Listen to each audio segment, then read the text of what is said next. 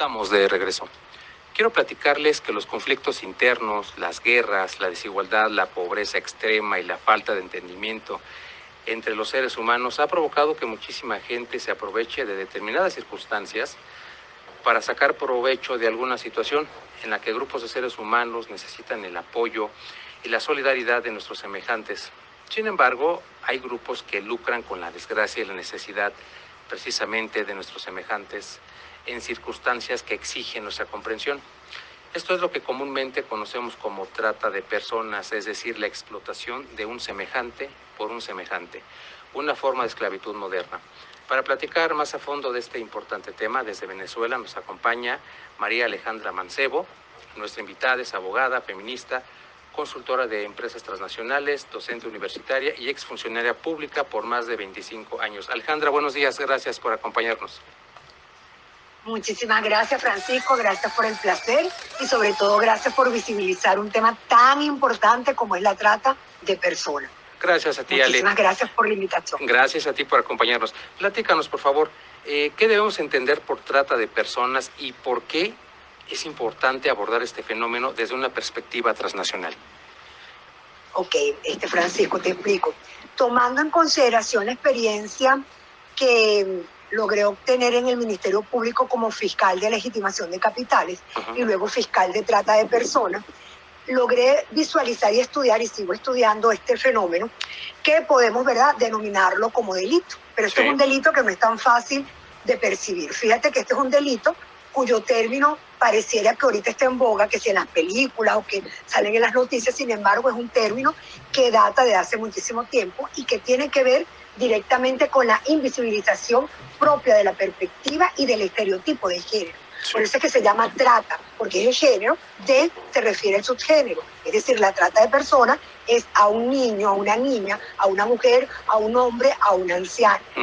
Todos sabemos, ¿verdad?, que ese propio fenómeno data de una larga historia, incluso desde el derecho romano, porque la persona era considerada cosa y la trata de personas son consideradas esas personas, llámense mujeres, niñas, hombres, cosas. Cuando hablamos de la trata de personas, estamos hablando de que su antecedente tiene que ver con la propia esclavitud y tiene que ver cuando eran consideradas esas personas objetos propios de ser comercializadas o de objetos sexuales. En algunos aspectos, para muchas personas es considerada su origen desde el contexto africano e indígena, pero para otros, o en América Latina propiamente, fue con la conquista española, cuando había ese botín de que yo negociaba con la mujer y por mucho tiempo fue denominado trata de blancas, que ahora, ¿verdad?, está derogado esa terminología. Sin embargo, todos te estarán diciendo, bueno, ¿qué significa? La trata de personas, como tú bien lo explicas al inicio, no es más que una forma contemporánea de esclavitud. Y esa es una definición muy exacta y muy acorde, aun cuando es pequeña, que es dada por las propias Naciones Unidas, porque la misma se está refiriendo a una forma de esclavitud. Una forma de esclavitud donde se degrada formalmente al ser humano y se cosifica, es decir, se le ubica en una condición de objeto, porque yo voy a negociar a él a través de cualquier medio para lograr un fin que pudiera ser fines de explotación, legitimación, prostitución, mendicidad, entre otras. Cuando hablamos de la trata de personas, que hablamos de una figura que se denomina la esclavitud moderna, estamos hablando de violación de derechos humanos, cuya práctica, y eso quiero, ¿verdad?, que lo escuchen tu oyente, porque es la visión que yo constituyo, tiene que ver con prácticas propias de delincuencia organizada transnacional, porque estamos hablando formalmente que el Grupo de Acción Financiera Internacional ha descrito formalmente que la trata de personas constituye el tercer delito más lucrativo después del tráfico de órganos y después de lo que pudiera ser la figura del lavado de dinero. Es decir, que estamos hablando de un delito que negocia con los seres humanos, los convierte en cosas y a través de él logra lucrarse y obtener y realizar otros tipos de delitos. En este orden de ideas, cuando hablamos de esa trata, vemos que la misma debe ser visualizada de una manera transnacional porque el propio fenómeno es dinámico y se adapta a las formas delictivas. Yo puedo comenzar legitimando capitales mediante una trata de personas. Puedo comenzar realizando una explotación sexual y luego se convierte en una trata de personas. Pero es que definitivamente tiene que ver directamente por la manera como se burlan los diversos organismos. Es decir, que hablamos de un delito que es considerado en su génesis del derecho penal como un delito continuado, pero con una alta cifra negra, que ahorita ningún país tiene una cifra exacta, solamente que se está visibilizando, denunciando diversas formas de trata. Pero en el contexto habría que señalar de que la misma pudiera llegar a confundirse con otro tipo de delito, pero la trata per se es considerada en definitiva como un negocio rentable.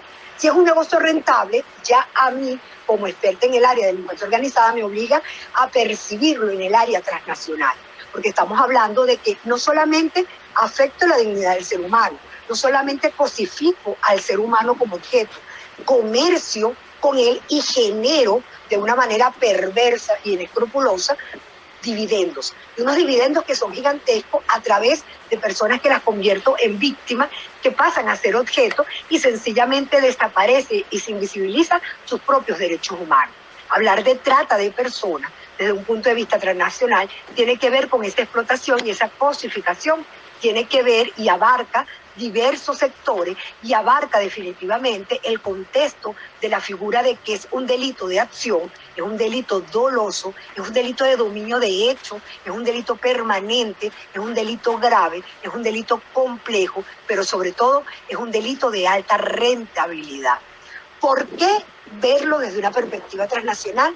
Por tres elementos fundamentales. Uno, porque la protección de las figuras del Estado, del poder, a través del crimen organizado, son los que sustentan la trata de personas. Segundo, porque la propia corrupción en cualquiera de los estados, en cualquier país, dan rentabilidad a la trata de personas. Y porque, tercero, la visión adocéntrica que tenemos de esas personas al convertirlas en cosas, pues sencillamente nos convierte y nos formaliza. Eso nos permite señalar que la trata de personas puede ser vista desde un punto de vista interno, puede ser vista de una manera mixta o puede ser vista de una manera externa, que es cuando la llamamos transnacional. Y tiene que ser transnacional porque sus propios verbos rectores, dados por los instrumentos internacionales, tienen los elementos que la caracterizan para poderlo desarrollar. Captar, transportar, trasladar, acoger a una persona para un fin lucrativo. Y ese fin lucrativo va a generar que al convertirla en cosa, yo explote, comercialice, la ponga en mendicidad o en prostitución. Cuando nosotros hablamos de esa trata de personas, que vemos a esa persona sencillamente como una mercancía, que yo la puedo comprar, la puedo alquilar, la puedo cambiar, la propia constitución de cualquiera de los estados, pero sobre todo los estados partes del protocolo, señala que ese uso y esa amenaza y esa rentabilidad genera grandes usos para poderlos desarrollar, al punto que es importante que tus oyentes entiendan que el consentimiento en este tipo de delitos, aun cuando una muchacha logra ser captada, por ejemplo, en una agencia de modelaje, y ella, ¿verdad?, quiere ser modelo, y la captan vía WhatsApp, y luego vía WhatsApp ella manda las fotos, ella no sabe a quién se las está mandando, luego, ¿verdad?, le piden los papeles, ella no tiene forma de poder sacar un pasaporte, le dicen que le van a dar facilidades para el pasaporte y le dice que se tiene que ir para otro país para poder, ¿verdad?, hacer su papel de modelo. Cuando ella entrega sus pasaportes, ya hizo la captación y comienza el traslado a otro país. Ese traslado a otro país, que genera también el transporte, va a permitir que exista una acogida. Esa acogida de otra persona que señala a mí que estamos en presencia de un grupo estructurado. Y es que la propia Convención de Palermo señala formalmente, cuando 3 o más personas de manera lucrativa se organizan de manera permanente para obtener un fin de lucro y ejecutar delitos de delincuencia organizada, de crimen organizado, pues están instaurados en ello. ¿Cómo identificar cuando una trata puede ser en México solamente por la legislación mexicana o la legislación venezolana? O cuando debe ser una trata transnacional donde se debe poner alerta a los instrumentos y a los organismos internacionales. Son 3 elementos que establece el propio protocolo y la Convención de Palermo. 1, cuando se comete en más de un estado. Ejemplo, se capta en Venezuela, se acoge en México, pero luego se traslada en España y luego se comercializa en Japón. Es decir, que estamos hablando de diversos países. Se activan los organismos internacionales. 2, cuando en un solo estado es que se realiza, por ejemplo, Venezuela, pero toda la organización, toda la estructura delictiva se encuentra, por ejemplo, en México o se encuentra en Argentina. Y 3, cuando se comete, ¿verdad?, en un solo estado, pero tiene efectos en otros. ¿Me explico? Cuando se comete solamente en Venezuela, se capta, se traslada, se recoge en Venezuela, pero los efectos son para España. Es decir, estoy lavando dinero y el dinero está en Andorra o en algún tipo de banco español donde se va a realizar. Cualquiera de esas tres características ya permite que la persona, el investigador, logre visualizar si estamos en presencia de lo que se llama trata transnacional o trata externa. Desde mi visión muy particular, el 90% de los casos son tratas transnacionales, porque siempre o de alguna u otra manera está involucrado otro Estado por la manera y sobre todo la globalización, y más ahora con esa tendencia internacional o el contexto de lo que pudiera significar esa figura de la inteligencia artificial, al punto que estamos ahorita en desarrollo, en estudio de la llamada trata virtual, donde ahora no necesito trasladarme, sino que todos los efectos de lo que significa la trata y la violación de derechos humanos, pues sencillamente es considerada propiamente en un área virtual y la persona es convertida en objeto sin haberse trasladado de ningún sitio, solamente en su casa, donde está disminuida, sufre el síndrome de Estocolmo y los diversos países deben actuar a favor de él. Cuando hablamos de esa trata de personas con perspectiva transnacional, es la sencilla razón de que yo pongo en movimiento los órganos internacionales, pongo en movimiento la ONU, pongo en movimiento la ONU Mujer, pongo en movimiento el Grupo de Acción Financiera Internacional, tomando en consideración que en un 80% la trata está siendo utilizada como una manera muy fácil de legitimar capitales, que es uno de los delitos más difíciles de investigar en cuanto al problema probatorio o a los indicios. Eso permite formalmente señalarte que la trata puede ser ejecutada por sujetos activos que pueden ser determinados o indeterminados. Hablamos de sujetos activos, indeterminados cuando cualquiera puede participar, pero hablamos de sujetos determinados, que ahí es la clave, y lo quiero declarar formalmente, que me inspiró hace muchísimo tiempo los libros de Lidia Cacho, en lo que se refiere a los demonios del Edén y lo que se refiere a la rebelión propia de lo que significaba las esclavas del poder, cuando ella señalaba de que no bastaba mostrar un mapa de esclavitud contemporánea, sino que lo importante era visualizar las rutas del comercio criminal para poder determinar cómo se desarrolla la complacencia y el escape y las capas propias de la sociedad. Lo que permite señalar que ahorita la gente habla mucho de trata de personas, habla de las películas, habla de la prostitución, habla de los niños, pero estamos hablando de un fenómeno que sucede continuamente, que tiene unas cifras negras espantantes y que realmente la violación denigrante de los derechos humanos de esas personas que son convertidas en cosas es lo más terrible. Al punto que te puedo señalar que mi vivencia, que tuve diversas competencias, ha sido la más dura cuando logré rescatar, o no yo, bueno, sino el grupo de personas como fiscal de trata, a un grupo de mujeres que habían sido trasladadas para España. Cuando nosotros la rescatamos, nosotros estábamos muy felices, y la primera muchacha lo que me dice es que por qué la había rescatado si ella, ¿verdad?, quería estar ahí. Ellas son parte de lo que es el síndrome de Estocolmo, el cual es netamente marcado, y lastimosamente mi visión, y me disculpa que sea tan yoísta, es que se está pretendiendo ahorita ver el delito de trata para visibilizar el derecho penal, y no, queremos visibilizar a la persona que lo sufre, pero también queremos llegar a los factores para poderlo desarticular, porque son ejecutadas por grupos de poder y grupos estructurados. Es un delito de delincuencia organizada, desarrollado formalmente en la Convención de Palermo y estructurada en su investigación en lo que tiene que ver el protocolo de trata de personas y de esclavitud. No sé si tienes alguna pregunta con respecto a esa situación. Así es, Alejandra, estoy de acuerdo contigo. La raíz más profunda de la trata de personas sin duda es la esclavitud. Yo comentaba al principio que explotar a un semejante es una manera de esclavizar a los seres humanos, utilizando en este caso toda la estructura de la delincuencia organizada para obtener un lucro. Creo que los seres humanos nos seguimos viendo como cosas, como una mercancía, como una forma de obtener un lucro sin importar siquiera la dignidad de un ser humano o de un semejante.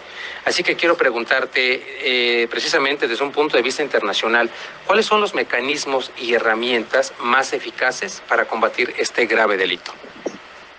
Fíjate, cuando tú señalas que el punto es la esclavitud, Ahorita, en los actuales momentos, el GAFI, ¿verdad?, el Grupo de Acción Financiera Internacional, a la cual yo estoy acreditada, formalmente señala que no solamente se visualiza la trata de personas para fines de explotación en principio sexual. Sin embargo, en los actuales momentos se está viendo en países como España, no sé si en México, pero en Argentina, en lo que pudiera ser Japón, lo que tiene que ver con la mendicidad, o sea, que los llevan a la figura de ser mendigos, a la figura de, sobre todo, de tráfico de órganos, que se está desarrollando de una manera y que brutalmente la parte lucrativa es muy importante para ello.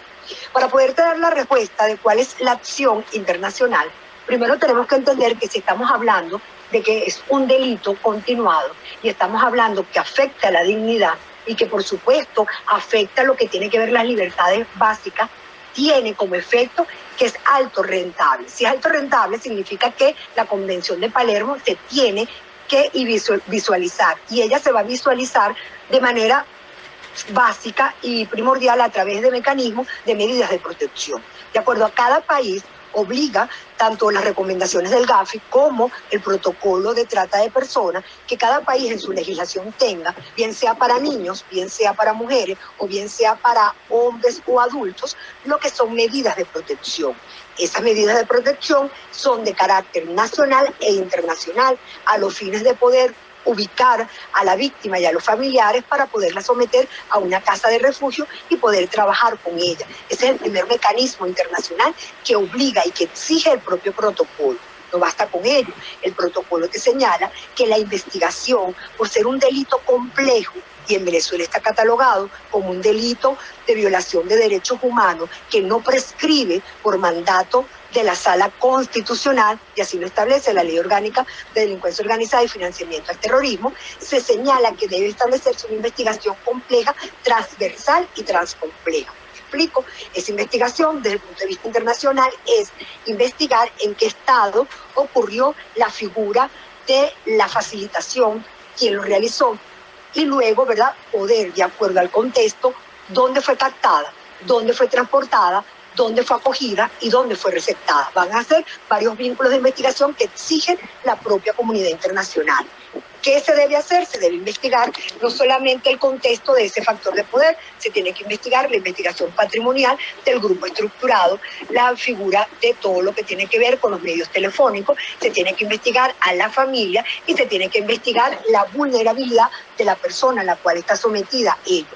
Eso es exigido por los propios instrumentos internacionales. Para poder menoscabar esa figura de esa violencia, esa amenaza, ese engaño, ese rapto, dejando ya a un lado ese estereotipo de que no, yo di mi consentimiento cuando mandé la foto, pero al ser engañado, pues sencillamente ese consentimiento por estar viciado no es tomado en cuenta.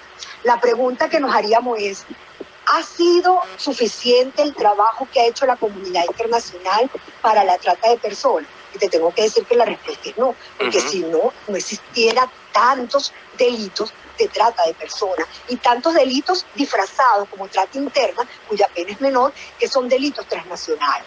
¿Por qué no se ha hecho lo suficiente? Porque no se ha quedado la comunidad internacional en crear mecanismos, en tacharlos y criticarlos, en declarar que existe un Día Internacional de la Trata de Personas, pero no ha llegado a lo que verdaderamente constituye lo que llama Lidia los demonios del Edén, los factores de desarticular. Cuando uno trabaja sobre delitos complejos o delitos de trata, de delincuencia organizada o de crimen organizado, el deber que uno tiene como investigador y como comunidad internacional es desarticular.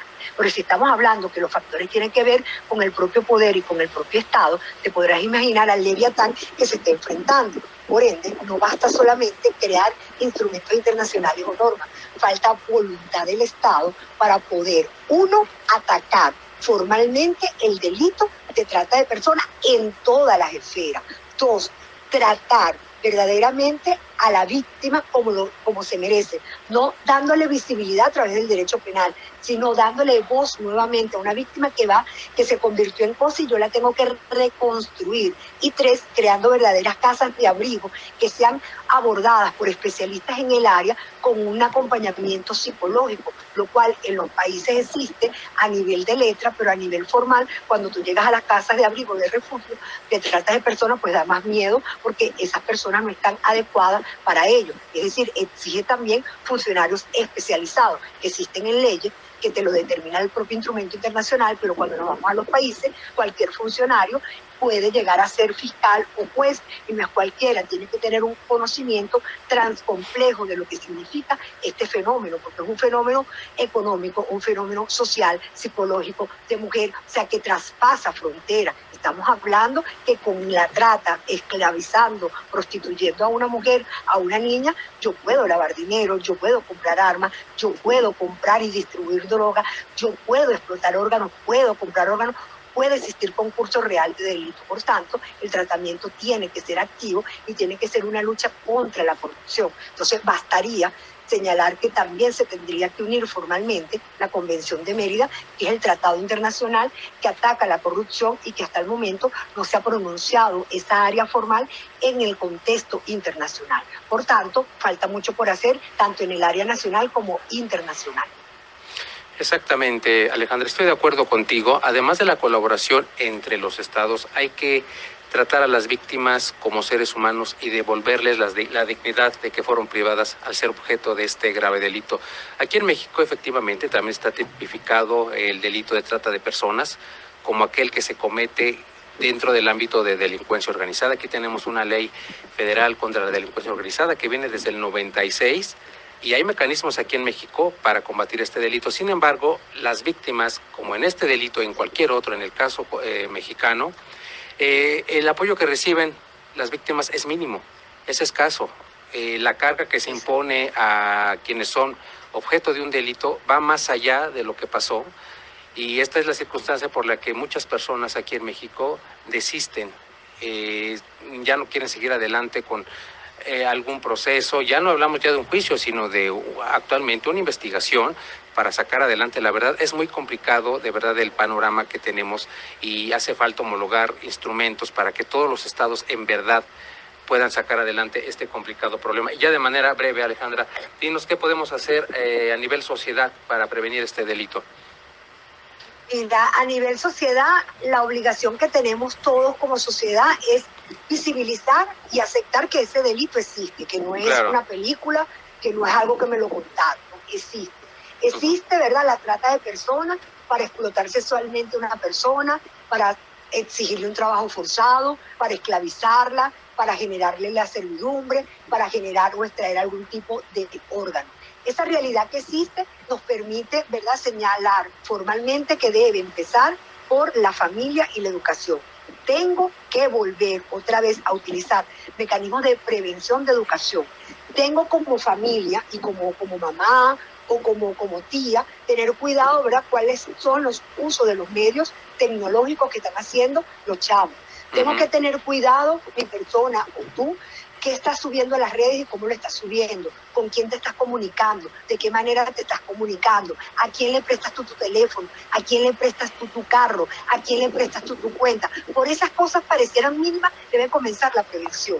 La segunda es formalizar y aceptar que es un problema no solamente del fiscal o del tribunal, es un problema de todos, porque cada vez que se esclaviza a una mujer significa que estamos, ¿verdad?, señalando y que está debilitándose el Estado de Derecho, y el Estado somos todos.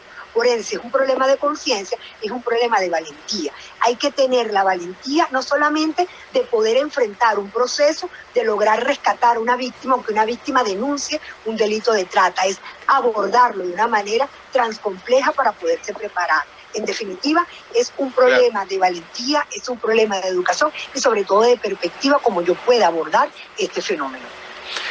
Así es, Alejandra.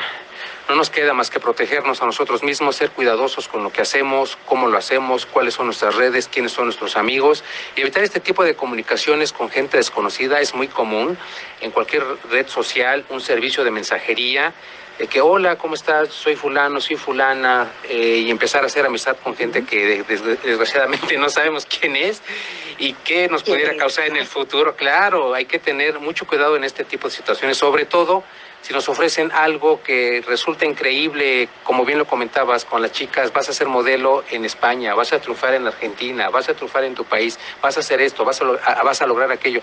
No es así. Desgraciadamente las oportunidades en el mundo, lo platicaba yo en el segmento anterior, son escasas. Hay que abrir más oportunidades de desarrollo y crecimiento para nuestros jóvenes. Yo creo que de esta manera, sin duda, vamos a lograr que este delito baje en la medida de lo posible. Ale, te mando un saludo desde la Ciudad de México. En verdad, agradezco muchísimo tu colaboración. Que nos Muchísimas gracias. Pasó muy rápido el tiempo. Así es, pero estoy totalmente a la orden y fascinada. Claro que sí, Alejandra. En otra ocasión, si nos lo permites, platicaremos más de este tema o bien otro interesante que nos pudieras compartir. Seguro. Gracias, Francisco, por la invitación. Con todo gusto, Ale, gracias.